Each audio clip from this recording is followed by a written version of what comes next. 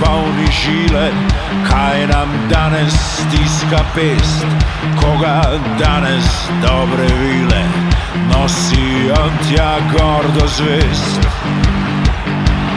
Koga greje dobra volja, koga dviga vroča kri, 2 milijona iz vesolja v isto strast zaljubljenih.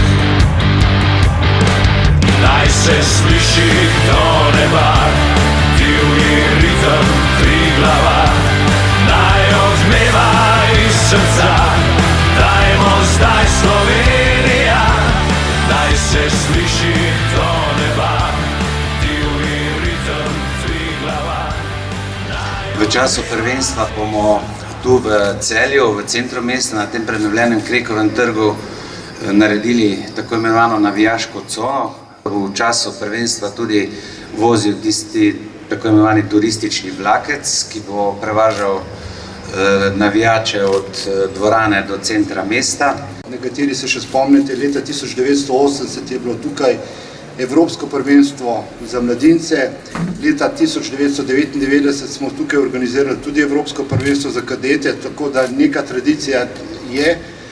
Prepričan pa sem, da bomo z korakom naprej, torej da se organizira tudi člansko Evropsko prvenstvo v Celju, dali ponovni zagon tudi moški košarki, ne samo ženski, ki žanje nenazadnje najboljše rezultate v Sloveniji.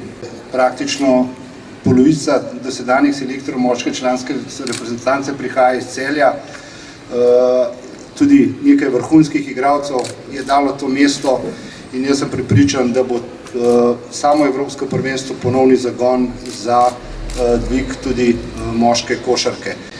Kaj je bilo potrebno pripraviti? Predvsem zamenjati semaforje, urediti športna tla, dvig svetilnosti na 1800 luksov, zagotoviti varnost energije z agregati in tako naprej, zagotoviti ob takšnemu lepemu in toplemu dnevu tudi primerno klimo v dvorani, urediti garderobe, kajti moramo vedeti, dvorana Zlatorog letos proslavlja oziroma je že 10-letnica svojega obstoja, ni več popolnoma nova in tudi pravila in standardi so se spremenili, tako da moramo v garderobah in drugih prostorih marsikaj postoriti, da bo skladno z navodili FIBE.